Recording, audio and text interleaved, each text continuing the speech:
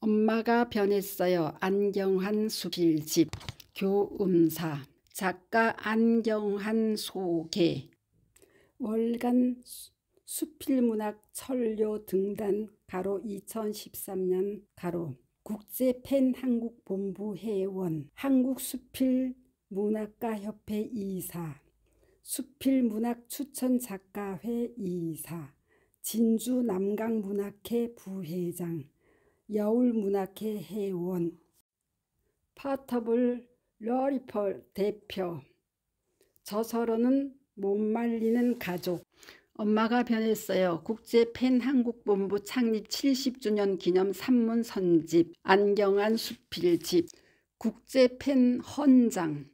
국제팬은 국제팬대회 결의에 따라 다음과 같이 헌장을 선포한다. 1. 문학은 각 민족과 국가 단위로 이루어지나 그 자체는 국경을 초월하여 그 어떤 상황 변화 속에서도 국가 간의 상호 교류를 유지해야 한다. 2. 예술작품은 인간의 보편성에 바탕을 두고 길이 전승되는 재산이므로 국가적 또는 정치적 권력으로부터 간섭을 받아서는 안 된다. 3. 국제팬은 인류 공영을 위해 최대한의 영향력을 발휘해야 하며 종족, 계급 그리고 민족 간의 갈등을 타파하는 동시에 전 세계 인류가 평화롭게 살아갈 수 있다는 이상을 실현하기 위하여 최선을 다해야 한다. 4. 국제팬은 한 국가 안에서나 또는 세계 여러 나라에서 사상의 교류가 상호 방해받지 않는다는 원칙을 준수하며 팬 회원들은 각자 국가나 지역사회에서 어떤 형태로든 표현의 자유를 억압하는 데 반대할 것을 선언한다. 또한 팬은 출판 및 언론의 자유를 주창하며 평화 시의 부당한 검열을 거부한다. 아울러 팬은 정치와 경제의 올바른 질서를 지향하기 위해 정부, 행정기관, 제도권에 대한 자유로운 비판이 필수적이고 기묘하다는 사실을 확신한다. 이와 함께 팬 회원들은 출판 및 언론 자유의 오용을 배격하며 특정 정치 세력이나 개인의 부당한 목적을 위해 사실을 왜곡하는 언론 자유의 해악을 경계한다. 이러한 목적에 동의하는 모든 자격 있는 작가들, 편집자들, 번역가들은 그들의 국적, 언어, 종족, 피부 색깔 또는 종교에 관계없이 어느 누구라도 팬 회원이 될 수 있다. 국제팬 한국본부 연혁. 국제팬본부는 1921년에 창립되어 2022년 3월 현재 145개국 154개 센터가 회원으로 가입돼 있는 세계적인 문학단체이다. 국제팬본부는 영국 런던에 본부를 두고 있으며 특히 UN 인권위원회와 유네스코 자문기구로 현재 전 세계 문인, 번역가, 편집인, 언론인들의 표현의 자유를 옹호하고 인권 문제를 다루고 있는 단체이다. 한국팬은 1954년 9월 15일 번영으로 주요섭, 모윤숙, 이헌구, 김광섭, 이무영, 백철 선생 등이 발기하여 같은 해 10월 23일 당시 서울 소공동 소재 서울대학교 치과대학 강당에서 창립총회를 열고 국제팬클럽 한국본부로 공식 출범하였다. 국제팬클럽 한국본부는 그 이듬해인 1955년 6월 비엔나에서 열린 제27차 세계대회에서 정식 회원국으로 가입하고 그해 7월에 인준을 받아 오늘에 이르렀으며 2022년 3월 현재 회원수는 4천여 명이다.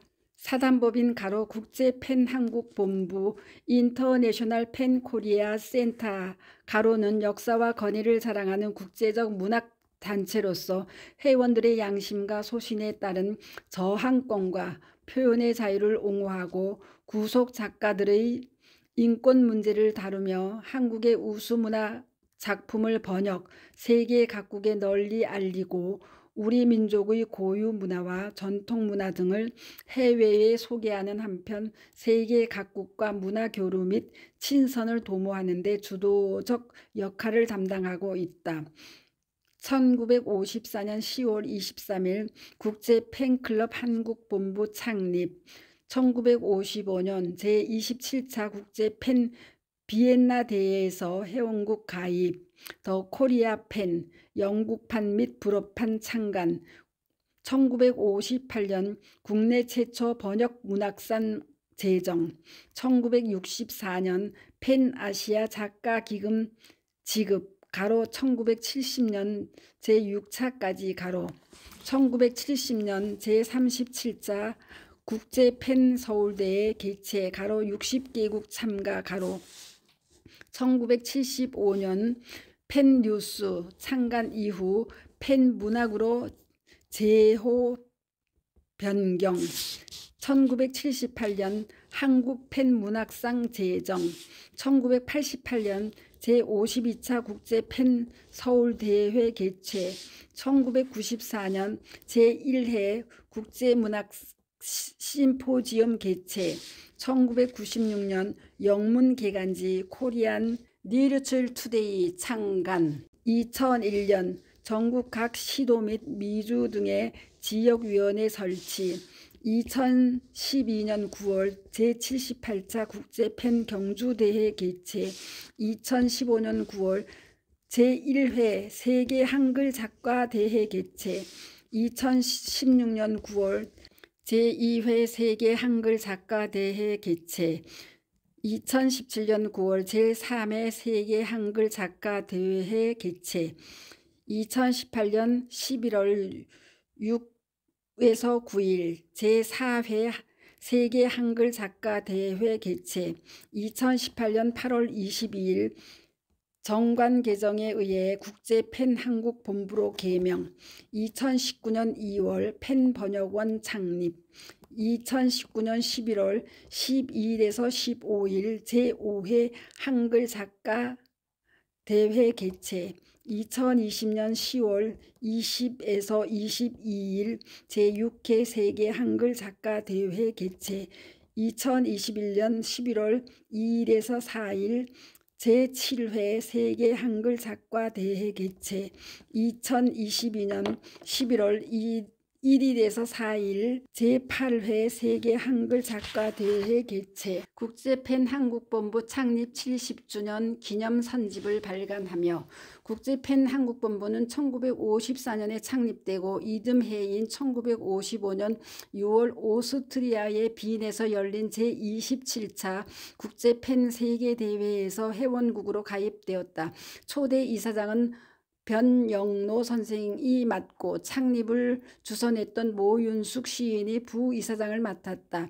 이하윤, 김광섭, 피천득, 이한구 등과 함께 창립의 중심 역할을 했던 주여섭이 사무국장을 맡았다.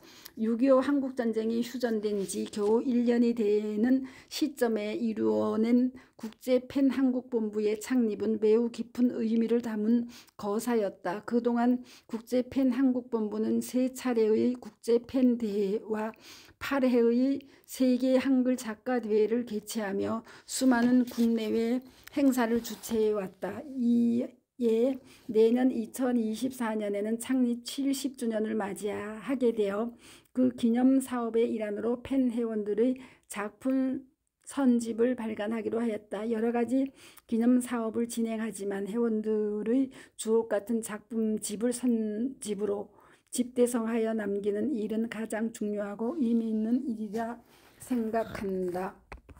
시와 산문으로 구성되는 선집은 우리 한국 문학사의 주요한 족적을 남기는 귀중한 역사 자료로서의 가치를 갖게 되리라고 믿으며 겸허한 마음으로 70주년을 자축하는 주요 사업으로 진행하게 된다. 참여해 주신 회원들께 감사하며 어려운 여건 속에서도 기꺼이 출판을 맡아준 기획출판 오름의 김태웅 대표와 도서출판 교움사 강병욱 대표에게 심심한 감사를 드린다. 2023년 3월 국제 팬 한국본부 이사장 김용재. 책을 내며 칠순이 남의 일인 줄 알았는데 어느덧 70돌이 되었습니다. 심오함도 달간도 아닌 어쩌다 70. 어색했던 할머니 소리도 자연스럽게 일상이 되었습니다. 1집 못 말리는 가족을 보고 격려해 주시고 아낌없는 성원을 주신 덕분에 용기를 내어 두 번째 글을 세상에 내놓으니 형용할 수 없는 감정으로 가슴이 벅차오릅니다. 소소한 일상이 모여 살아온 삶을 반추하는 글로 저희 이른을 보여드립니다. 이번 2집은 국제팬 한국본부 창립 70주년 기념 산문 선집으로 발간하는 기회가 주어져 더없이 감사한 마음입니다. 저의 멘토이자 글밭으로 이끌어주신 오경자 교수님, 창작 지원금으로 책을 내는데 큰 도움을 주신 이민호 선생님, 강병욱 대표님, 루진 편집장님 너무 감사드립니다. 내가 사랑하고 사랑해 주시는 모든 이에게 이 글을 바칩니다. 2023년 8월 저자 안경환. 안경환의 수필 엄마가 변했어요는 긍정과 사랑으로 요약할 수 있을 정도로 글마다 지극히 긍정적인 시각으로 세상을 보는 작가를 만날 수 있다. 그의 사랑은 자신에게서부터 이웃에게 이르기까지 넓고 다양하며 특히 나라 사랑하는 마음을 절절히 담고 있는 수필은 옷깃을 여매게 한다. 가족사랑이나 이웃사랑은 수필에서 많이 다루어지는 내용들이지만 나라 사랑을 수필 속에 녹여서 표현하기란 그리 쉬운 작업은 아니기에 안경환의 수필 세계 특징 중의 하나라고 말할 수 있다. 자칫 딱딱하거나 교훈적이어서 문학성과 다른 감각으로 생각되기 쉬운데 그것을 극복해내는 것은 그의 신념에 찬 문장력이다. 더운 여름날 한 줄기 소나기같이 시원한 그의 수필에서 독자들은 유쾌한 카다르시스를 경험하게 될 것이다. 단박하고 자신만만한 안경환의 수필은 미래 수필의 한 방향을 보여주고 있기도 하다. 오경자 가로 국제팬 한국본부 부이사장 가로 저와 같이 뮤지컬 배우로 활약하고 또 작가이신 안경환 선생님께서 주신 수필집을 제가 한번 읽었지만 다시 한번 읽으면서 읽어 올려놓습니다. 감사합니다. 스토리양입니다. 엄마가 변했어요. 안경환 수필집 1. 추억 소환. 아름다운 사람들. 오전 11시에 예식이니 늦어도 10시 전에는 출발해야 한다. 남동생 딸이 결혼하는 날이다. 결혼날을 받아놓았다고 조카는 추석 전날 청첩장을 가지고 신랑감과 같이 와서 인사를 하고 갔는데 벌써 그날이 다가왔다. 서둘러 준비를 했지만 시간이 빠듯하다. 1박 2일 묵을 옷도 챙겨야 하고 전날 약속한 딸기잼도 챙겨야 한다. 농장에 가서 유기농 수제 딸기잼을 만들어 왔다는 내 페이스북에 올린 글을 보고 둘째한테서 전화가 왔다. 아이들이 외할머니가 만든 딸기잼을 잘 먹는다고 딸기잼을 줄 수 있느냐고 했다. 내가 안 먹어도 좋으니 주고 싶은 게 엄마 마음이다. 남편에게 딸기잼과 함께 싸달라고 말랑말랑한 대봉감 몇 개를 꺼내놓으니 두꺼운 종이로 한 개씩 포장하고 접착 테이프로 칭칭 동여매어 홍시 모양이 화상 입은 얼굴에 붕대를 맨 형상으로도 보였고 미라처럼도 보였다. 팬데믹이 우리나라도 완화 조짐을 보이면서 예식장 입장 인원 제한도 조금은 자유로워졌다. 동생은 고향 대구에 살고 있는데 예식을 서울에서 하게 되니 하객들을 위해 관광버스도 한 대 대절했다. 예식장에 붐비면서 잔치집 분위기도 살아났다. 우리 5남매 부부와 자식들, 일가 친척들이 반가운 회우를 했다. 꽃같은 신부와 늠름한 신랑의 자태는 최고였다. 신부 아버지는 성원 선언문을 낭독했고 신랑 아버지는 주례 대신 덕담을 했다. 마지막 멘트는 며느리에게 홈런을 치라고 했다. 프로야구 선수의 아버지여 다 왔다. 결혼식장은 웃음과 함께 우리와 같은 박수가 쏟아졌다. 신랑 신부와 젊은 사람들은 양재동 큰딸 카페에서 뒤풀이를 하고 어른들은 양평에 미리 잡아놓은 펜션으로 향했다. 우리 차는 내비게이션 오작동으로 길을 잘못 들어 강원도 산길을 가고 있었다. 투덜대면서 유턴을 하여 되돌아오느라 2배의 시간은 소모했다. 그래도 그 덕분에 단풍 구경은 원 없이 하였다. 온수풀장이 딸린 산속 독채 펜션은 아담했고 알맞게 난방이 된 따끈한 방들과 구스타프 클림트 그림이 걸린 실내는 아늑했다. 먹거리를 사서 뒤따라 동생이 왔다. 사남매 8명은 바베큐 파티를 하고 회를 먹었다. 창밖에는 낙엽이 와르르 와르르 떨어지고 있었다. 마침 오늘의 신부인 조카 엄마 가로 올케 가로의 생일이 겹쳤다. 예식 때 신랑 신부가 깜짝 이벤트로 선물한 케이크를 가져와서 디프리용으로 케이크 커팅을 하고 축하송도 불렀다. 바베큐장을 떠나 실내로 옮긴 우리들은 각자 가지고 있는 추억은 달랐지만 이야기는 끝없이 이어졌다. 낙엽은 떨어져 쌓이고 깊어가는 밤에 예고 없는 비가 내리기 시작했다. 비를 좋아하는 팀과 비라면 고개를 흔드는 팀이 갈렸다. 남편과 한 덩치하는 바로 아랫동생이 비 구경한다고 나랑 함께 현관문 밖에 섰다. 낙엽과 섞여 떨어지는 빗소리를 들으며 가만 10월의 마지막 밤 노래를 불렀다. 펜션은 막내 동생 내외가 잡았고 지금 우리는 정말 행복하다고 하면서 유쾌한 대화만 골라 했고 신경 써야 할 대화는 피해갔다. 형제간에 약간 껄끄럽던 관계는 묻어두기로 했다. 오늘의 만남으로 화해하는 쪽으로 가닥을 잡았다. 몸은 나이가 들어가도 아무런 언쟁 없이 평화롭다고 생각되는 아름다운 사람들이다. 결혼식 다음 날 신혼여행을 간다는 조카는 호텔로 가는 택시 안에서 계속 전화를 했다. 엄마 아빠 감사합니다 사랑합니다를 연발했고 하나뿐인 우리 고모한테 잘 해주라고 신신당부를 하는 것이었다. 그 말 한마디가 얼마나 예쁘던지 행복하게 잘 살아야 해라고 소리가 저절로 나왔다. 우리 아이들도 같은 서울 하늘 아래 가깝게 살지만 서로가 바쁘다 보니 자주 만나기가 쉽지 않다. 예식이 끝나고 먼저 집에 간다는 딸에게 남편은 딸기잼이 생긴 쇼핑백을 주차장에서 전해주고 왔다. 펜션에 있는데 둘째에게 전화가 왔다. 아빠가 홍시 포장했지요? 라고 물어봤다. 혹시나 터질세라 단단히 포장된 미라 같은 걸 벗기면서 웃음도 나오고 눈물이 핑 돌았다고 했다. 난 정말로 사랑받고 귀하게 자랐구나 생각했다고 한다. 딸에게 주는 홍시 하나에도 정성을 다한 걸 보며 엄마 아빠에게 받은 사랑 자식에게 되돌려준다는 마음으로 우리 아이들도 정성을 다해 키우고 있구나 하는 마음이 들었다고 했다. 큰딸 내외는 기타를 치면서 사촌 동생을 위해 축가를 불렀고 많은 하객은 마음껏 축하해 주었다. 시끌벅적한 하루가 10월의 마지막 날에 지나갔다. 가을을 지나며 한 가정을 이루는데 진심으로 축하를 보내는 우리는 아름다운 사람들이었다. 2021년 10월 마지막 날.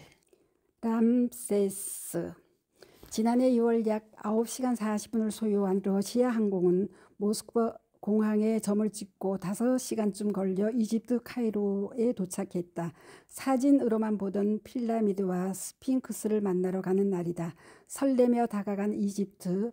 5천년의 찬란한 문명에 남긴 역사는 우리나라 단군 신화, 곰과 하늘에 얽힌 신화보다 300년이나 앞선 시대에 이루어진 문명이라고 한다. 세계 7대 불가사의로 남아있는 기자 피라미드. 알록달록한 천을 두른 낙타가 저 멀리서 관광객을 부르고 있다.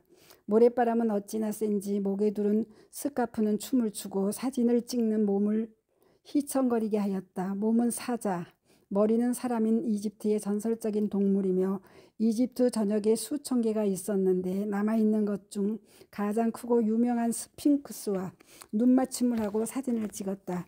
1년에 비 오는 날이 일주일도 안 된다는 가이드의 말을 듣는 순간 멀쩡한 하늘에서 갑자기 우두둑 비가 내리는 게 아닌가. 이런 것도 여행자의 행운처럼 느껴졌다. 어느 나라든지 관광지의 행포는 있나 보다. 일행 중 단단한 강자매에게 10살 되는 현지인 아이가 스핑크스와 사진 찍는 각도만 일러주고 돈을 요구했다. 모래바람 때문에 입안에서 모래알이 설그럭거렸는데 아이 때문에 또 입안에 깔깔해져 왔다. 검정 밤의 카이로에서 아스완으로 가는 낡은 야간 침대 열차를 탔다. 열차를 타기 전 와이파이가 살아나는 근처 카페에서 진한 차도 마시고 머리부터 발끝까지 하얀 옷을 걸치고 투박한 돌 벤치에 앉아있는 나그네도 보였다. 열차 안 2인 1실 침대 칸에 주부 백단 여인 4명이 캐리어 2개를 포개고 임시 탁자를 만들어 맥주도 마셨다. 사다리를 타고 2층 침대에 기어올라 잠이 들었는데 날은 환하게 밝아왔고 열차가 서행을 하는지 간이역을 지나는지 감각은 무뎌지고 몸과 영혼을 맡기는 나그네가 되어 팔짱을 끼고 끝없이 펼쳐지는 사막을 본다. 젊은 가이드 말에 의하면 이집트란 나라는 할 수도 있고 안 할 수도 있는 나라라고 했다. 3시간 연착 15시간이 걸려 아스완에 도착했다. 칼갈이 시간에 깃들여진 우리들은 이런 상황이 낯설기만 하다. 바위를 쪼아 오벨리스크를 만들기 위한 채석장을 둘러보고 아부신벨에 있는 암층을 뚫어서 조각하고 만들었다는 람세스 2세의 거대한 대신전, 소신전을 둘러보며 입을 다물지 못했다. 고고학 박물관에서는 왕을 일컫는 파라오는 신들과 동격이란 생각을 가진 자들의 유물, 권력의 상징인 턱뼈가 빠질 것 같은 인공수염에 신기해하기도 했다. 금방 살아서 일어날 것만 같은 예쁘고 화장을 한 수많은 미라도 있었다. 왕들의 계곡을 거쳐서 왕비의 계곡에 왔다. 여행을 일정표에는 짧은 설명도 하나 없이 선택 관광 180유로 가로 23만 원 가로 네페르탈이 이렇게만 적혀 있었다. 얼마나 대단하면 단 몇 분의 관람에 거금을 써야 하는가 생각했다. 줄맨 뒤에 서서 입장을 한 우리는 묘지기 공무원에게 슬쩍 지폐 한 장을 집어주니 못 이기는 척 받는다. 법이 있으면 없는 나라 이집트. 람세스 2세의 가장 총애를 받던 여인 3300년 전 네페르타리 왕비의 무덤은 1904년에 발견된 뒤 1993년에 일반에 공개되었다고 한다. 처음 공개될 무렵에는 사진 한 번 찍는데 2천만 원을 내고 찍을 수 있었다고 했다. 수천 년을 지난 고분 벽화의 색채는 며칠 전 도색을 한 것처럼 밝고 화려하고 깨끗했다. 그 여인의 허리는 잘룩했고 긴 다리 팔띵슨의 몸매는 지금 살아있다 해도 미인의 기존에 손색이 없었다. 금방이라도 벽화에서 툭 튀어나와 살아서 움직일 것 같은 미색과 지식을 겸비했다는 여인의 옆에서 빨간색의 티셔츠와 빨간색이 들어간 체크 무늬의 스카프를 두른 내가 사진을 찍어본다. 법이 무색한 될 수도 있고 안 될 수도 있는 나라였다. 어느 토록도 실제만큼은 흉내낼 수 없는 원형 그대로 색채가 살아있는 벽화에 혀를 내두른다. 그래 이걸 보러 왔지. 이런 멋진 관람에 후회가 있을 수는 없었다. 아스완에서 크루즈로 출발해서 내리고 타기를 반복하며 3군데를 더 관광했다. 아라비아 사막을 횡단 중에 운 좋게 신기루도 보았다. 지금까지 거쳐온 이집트와는 다른 별천지인 관광도시 후르가다 힐튼 호텔 휴양지에는 파라솔 아래에서 몸을 누이는 여유도 즐겼다. 돌아오는 날 카이로에서 모스크바 공항에 내리니 눈보라가 앞을 가려 걷기도 힘들었지만 붉은 광장 성 바셀리 성당을 흩날리는 눈송이를 보면서 구경했다. 두꺼운 패딩을 입어도 추웠지만 후르가다 홍해 해변에서 반팔 소매로 여름을 즐기던 것이 떠올라 하루에 4계절을 경험하였다고 하면서 즐거워했다. 10년간 여행이 금지된 이집트에 우리나라는 지난 2018년 11월에 여행길이 열려 행운을 잡게 되었다. 이 여행도 5월이면 마지막이라고 했다. 화려한 문명에서 퇴보한 나라, 아직도 테러가 일어나니 조심해야 하는 국민소득 2,500불의 이집트. 우리나라 구한말 시대라는 가이드의 말이 예사롭게 들리지 않는 것은 중심을 잃고 흔들거리며 걱정되는 내 나라가 애를 물가에 보낸 엄마 심정일까. 이집트를 다녀오고는 더 알고 싶고 궁금한 나라 람세스 2세와 네페르타리와의 사랑 이야기에 빠져보려고 크리스티앙 자크의 소설 람세스 5권을 구입했다. 2020년 12월 크리스마스 이브 날 깜쪽같이 살이 빠지면서 가슴골 오른쪽에 밤톨만한 멍울이 잡혔다. 약간 걱정은 되었지만 별것 아닐 거야 라고 자의를 하며 보냈다. 그의 추운 겨울의 터널을 지나고 봄이 되면서 멍울의 중심으로 가끔 전기가 통하는 듯이 찌릿찌릿한 느낌이 왔다. 병원을 가볼까 망설이다가 4월에 잡혀있는 꼭 가보고 싶었던 이집트 여행을 다녀오고 병원에 가기로 남편과 합의를 보았다.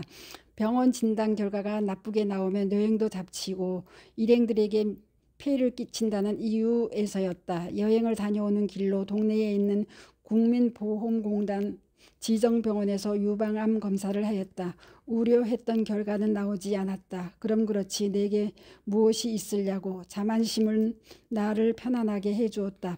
해가 바뀌고 듣도 보도 못한 코로나란 전염병이 세계로 퍼져나가면서 나라는 들끓고 가는 곳마다 체온 체크를 하고 출입했던 흔적을 남겨야 했다. 마스크 쓰기는 일상이 되었다. 찌릿해오는 가슴의 통증이 잦은 것 같은 기분이 든다고 하니 남편이 서둘러 병원을 가보자고 했다. 연초에는 그동안 준비했던 책을 내기로 계약을 하였고 10년 넘게 하고 있는 가게는 어떻게 해야 하나. 여러 가지로 심사가 복잡했지만 남편 친구가 경영하는 내과 병원에 가보기로 했다. 초음파를 하고는 소견서를 써주면서 암 전문 병원을 소개해 주었다. 토 일요일을 지나고 월요일에 조직 검사를 하기로 예약이 되었다. 검사 하루를 남겨둔 일요일 날 주방에서 반찬을 만드는데 남편이 뭐 하느냐고 물었다. 내가 병원에 들어가면 언제 나올지도 모르고 큰 병일 수도 있어서 식구 먹을 걸 준비한다고 했다. 조금 있으니 흐느끼는 소리가 들려 소리를 따라 안방으로 들어갔더니 남편이 이불을 뒤집어 쓰고 울고 있었다. 위로를 받을 애가 남자의 울음에 무너져 내리고 있었다. 병은 자랑을 해야 한다고 하는 말이 있다. 그렇지만 나의 자존심은 그걸 허락하고 있지 않았다. 병명을 알기 전에는 떠들고 싶지 않았다. 오진이길 바랬고 암덩어리가 아닌 석해지길 바랬다. 하지만 조직검사 후 판명은 암이라는 진단이 나왔다. 금방 수술 날짜가 잡혔고 덤덤한 나와는 반대로 남편은 자기 일을 접고 나에게 올인하고 있었다. 수술을 며칠 앞두고 집에 퇴원했다가 다시 오라는 담당 의사한테 그냥 병원에 있겠다고 하니 쉽게 허락이 났다. 옆 가게 코인 노래방 지하 노래 주점의 출입문에는 영업하지 말라는 집합 금지 명령이라는 종이 딱지가 더덕더덕 붙어 너덜대고 있었다. 소상공인들의 원성이 늘어가고 있었다. 우리 가게 셔터가 내려져 있어도 아무도 찾는 사람이 없었다. 의도치 않게 숨어들은 병원은 안전지대였다. 큰딸이 울며 전화가 왔다. 무슨 날벼락이냐고. 정작 한자인 나는 덤덤했지만 혼자 감당하기는 어려웠던지 남편이 큰 아이한테 전화를 한 거였다. 보호자 외엔 면회도 금지였는데 깜짝 놀란 아이들이 찾아왔다. 수술하기 전 격리된 방에서 콧구멍에 무엇을 집어넣는 코로나 검사를 하고 수술을 했는데 다행히 전이가 없는 착한 암이었다. 항암을 하지 않아도 되고 방사선 치료만 받으면 된다고 했다. 항암을 하면 여자의 생명엔 머리카락이 빠지는 걸 여러 번 봐왔기 때문에 그것만은 안 하길 속으로 빌고 또 빌었다. 나는 가게에 나가야 되고 많은 사람을 상대해야 하는데 체력도 저하될 것이라는 것이 온통 내 머리를 지배하고 있었다.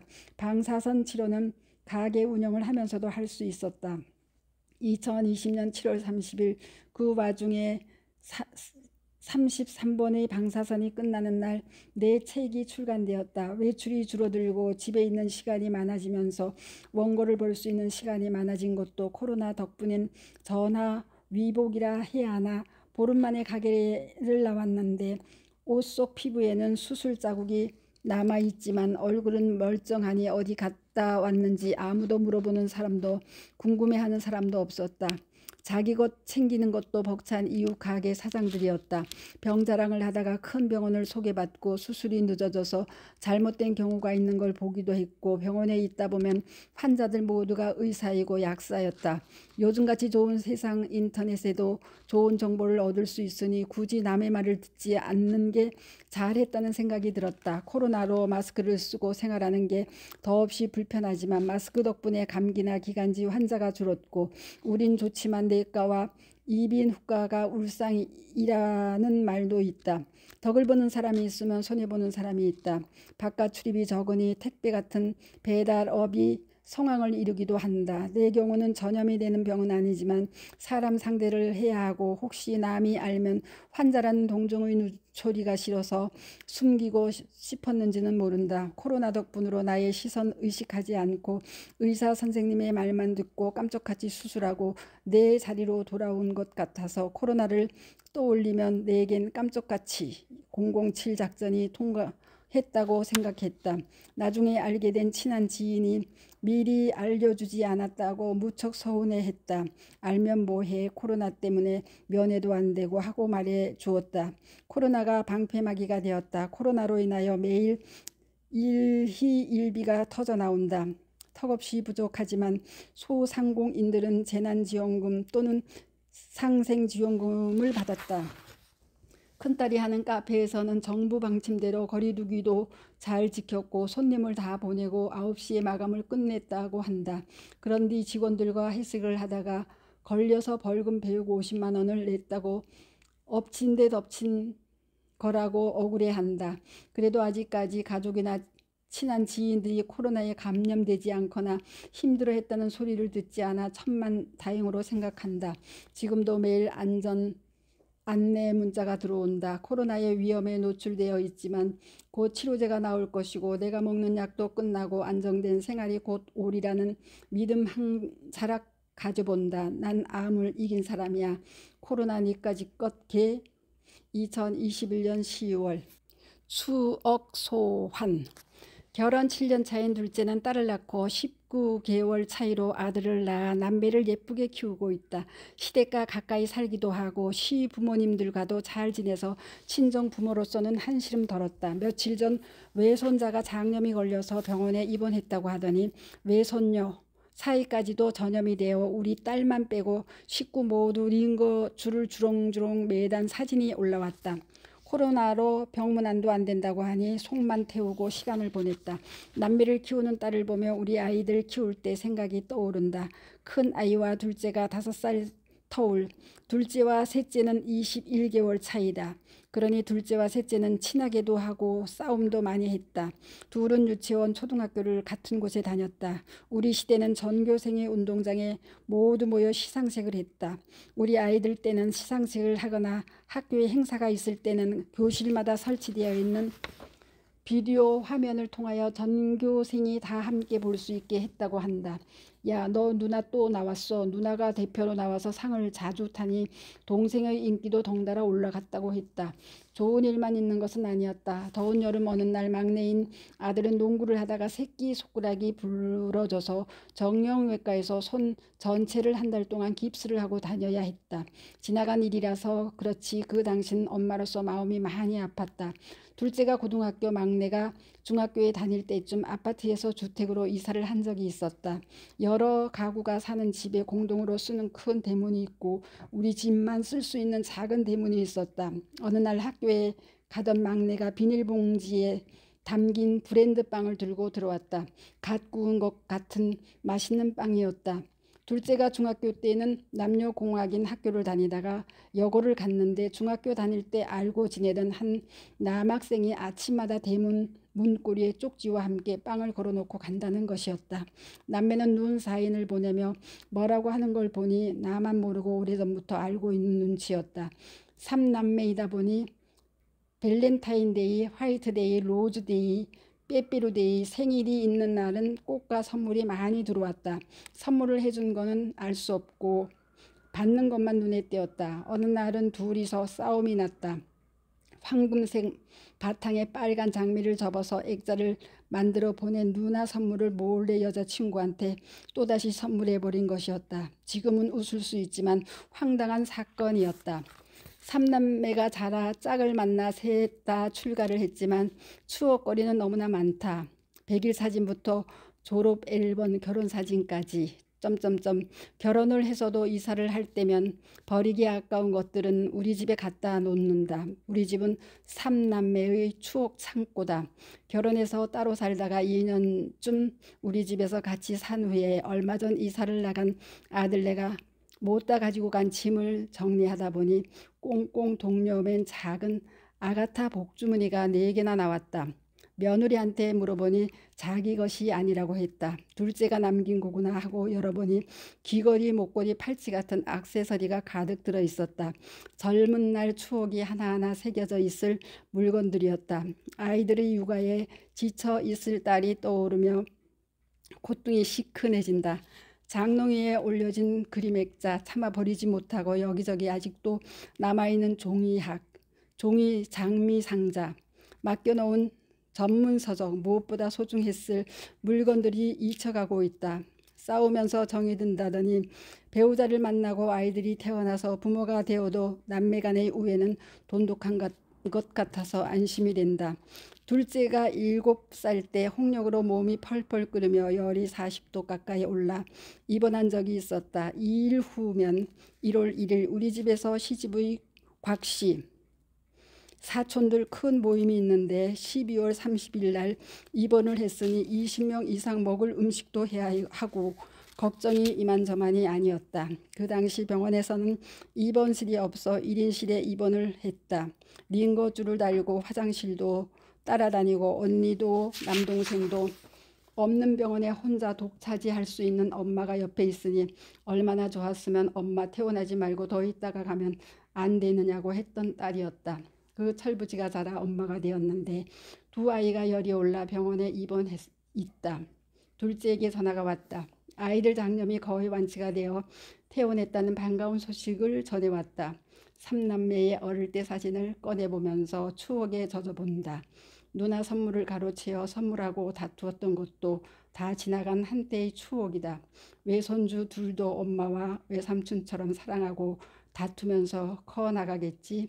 미래의 꿈이 자주 바뀌기는 하지만 발레리나가 되겠다는 4살짜리 외손녀의 꿈도 현실이 될지 추억으로 남을지를 생각하는데 삼복의 더위가 현실로 다가온다.